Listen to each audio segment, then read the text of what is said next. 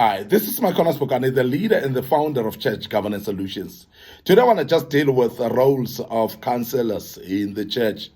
The roles of counselors in the church. And I'm sure you would agree that the church has been looked up to by even the world for counseling, for advisors.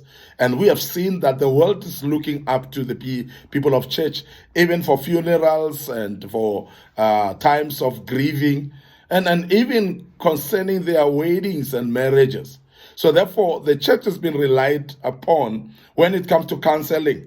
And I want us to speak today about the role, therefore, of the church, or the counselors in the church, because that's going to be very important so that counselors may know, and you people that are interested in being counselors as well, you may know as well what are your roles. And that's very important that we deal with this such topic, because that's very important topic. Now, I want to just mention that all counselors should be fully equipped and grounded in the knowledge of the Word of God. All counselors needs to be fully equipped in the knowledge, and they must be grounded in the knowledge of the Word of God. Because remember that counseling is actually an advice of wisdom. It's a directive of wisdom whereby you speak to people about their situations, but it's only God who knows people. And that is why, in general, counseling is actually easier to counsel people when you counsel them through the Word of God. Counseling without the Word of God becomes very difficult, because the Word of God is the one that knows, or God Himself knows the people. And therefore, His Word accommodates actually the issues and problems of people, that we can actually be able to comfort people, guide and lead, and also teach people on how to cope in life, because there are principles in the Word that will be actual directive for people to know what to do in certain situations. And that's the reason why, therefore, counselors cannot be counselors without pure knowledge of the Word of God. Because when you are grounded in the knowledge of the Word of God, you are going to be able to counsel people a bit more appropriately, with an expert knowledge, and even more accordingly as well, in the sense that they are going to learn much out of that, and they are going to be able to know what to do based on the Word of God. And this is very important. Why we emphasize in the Word of God in the counseling is because the Word of God is full of wisdom. The Word of God, of course, is full of counsel and advice. The Word of God is full of revelations that would actually assist you to counsel and advise people better. So therefore, be grounded and be fully equipped with the Word of God, because that will assist you as a counselor to become able and to be able to be effective as you speak to people. A counselor should be approachable. Because remember, if you're not approachable, there's nobody will come to you and entrust you with their issues. Because counseling is more about people saying out their issues. People are making themselves transparent and naked before you, in the sense of telling things that may even be very confidential, very secret, things that they would not tell anyone. And this is very important that we emphasize that as a counselor, therefore, you need to be approachable. And I want to emphasize the fact that approachable people are looking friendly. People that are approachable are those that are welcoming, are those that people would actually feel actually comfortable in approaching them. This is very, very important, because approachability is something that you make out of yourself by being friendly. Have a smile, have a welcoming approach. In other words, so people should actually look at you and see that you're welcoming, and see that you're an individual that they can entrust you with their issues. They can actually entrust you with their confidential matters, and you can be able to advise them on those. So approachability, therefore, very, very key in a counselor. So that's one of the roles that you need to be as a counselor in the church, to be approachable. Please be approachable. Be able to treat confidential matters as confidential. Be able to hold secrets.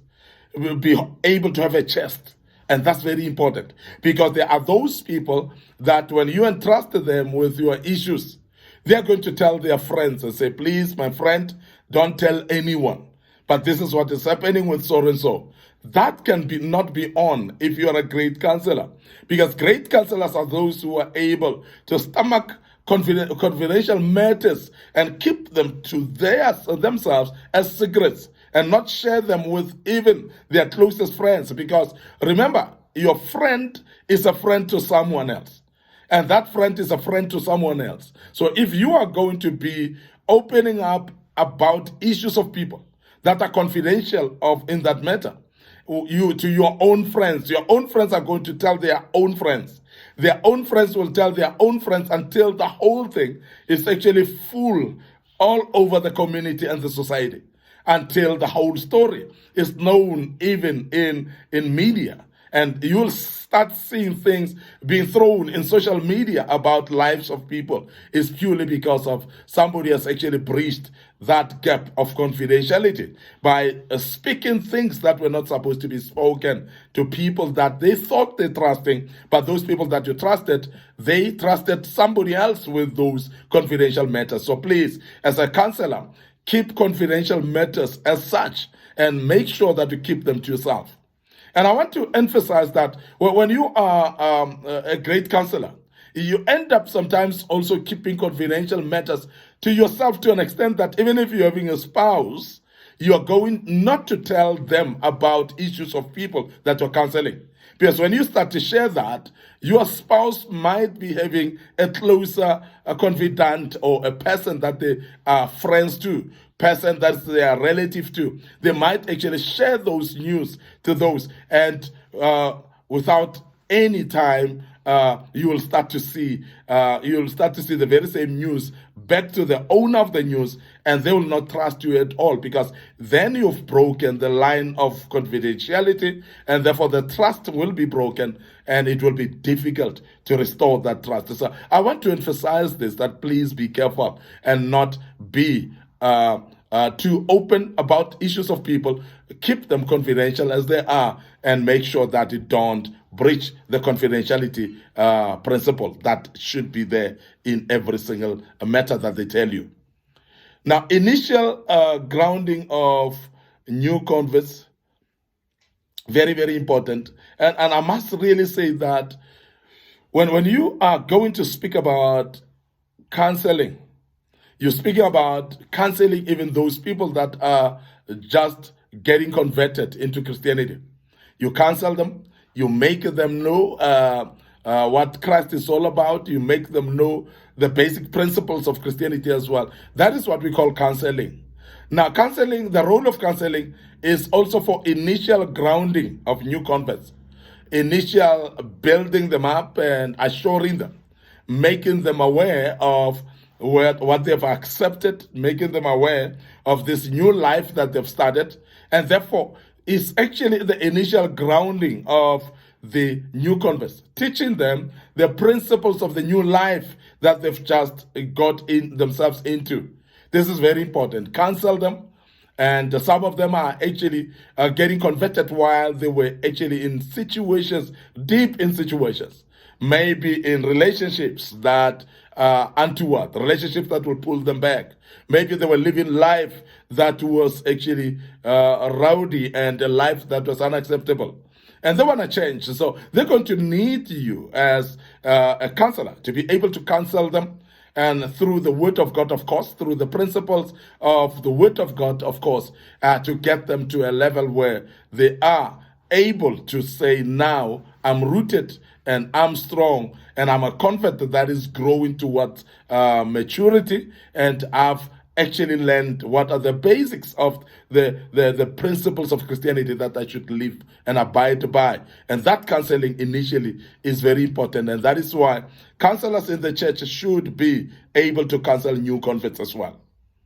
Now, counseling inspire and encourage those people that are drowning with discouraging problems, and those that are drowning in issues, those that are drowning in problems that they cannot sort out themselves.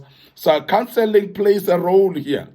Counseling, therefore, plays a way of actually advising people out of, and also telling the people or guiding them on the ways to cope with situations as well. Because some situations are drowning, but those situations cannot be removed by counseling. But you must actually, as a counselor, your role is actually to be able to build what we call coping mechanism in individuals by advising them, by giving them some nuggets and some equipment as well to deal with situations of their lives.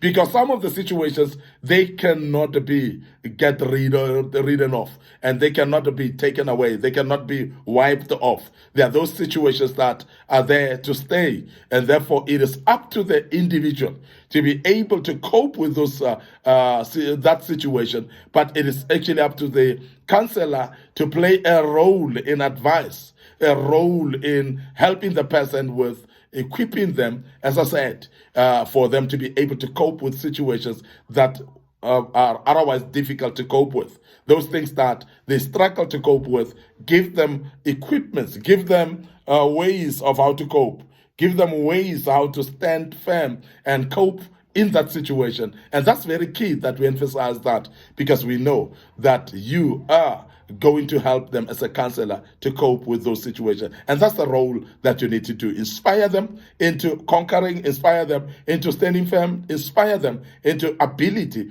to be also strong in situations that are discouraging. I'm going to emphasize also that you need to offer counsel in mental issues as well, because counseling is actually to strengthen mental fortitude. It's actually to advise people mentally how to cope, psychologically how to face situations and be able to cope with them. Very key, because if you are not able to advise people to cope mentally, they're going to find it difficult actually to cope with situations that they're faced with. And that is why counseling therefore becomes very key. And I'm emphasizing that as a counselor, make sure that you also have some skills of counseling people mentally to make sure that they become strong and they become able to face situations in their lives and cope with mentally. Very, very important that we emphasize that. But also be versatile as a counselor to counsel others in different spheres of life as well. Some of them financially, some of them in social spheres, some of them in psychological spheres. You may be able also to counsel people in finances. That's very important. That be versatile, because the people that you're going to deal with are from different spheres and facing different problems as well. And I want to emphasize that learn to advise people, learn to counsel people in different spheres, because that's very, very key. And you become a very adequate counselor when you are able to counsel them in different spheres of life. I want to end up here today. Your host, Micornus Phokane. Thank you very much for listening to us and be part of this great topic. I hope you will join us as we deal with other topics going forward. And I want to also advise you to join us on our socials, our YouTube channel, Micornus Phokane. Make sure that you join us there. Make sure that you also browse through our pages, Facebook pages, which will be Church Governance Solutions, and like those pages and click the notification button and be able to be notified when we have posted a teaching on those. And I believe that you'll learn and be adequate in ability to counsel people. So please also make sure that you are part of tomorrow as we teach with another topic tomorrow. May the good Lord bless you and allow me to check out and say cheers for now.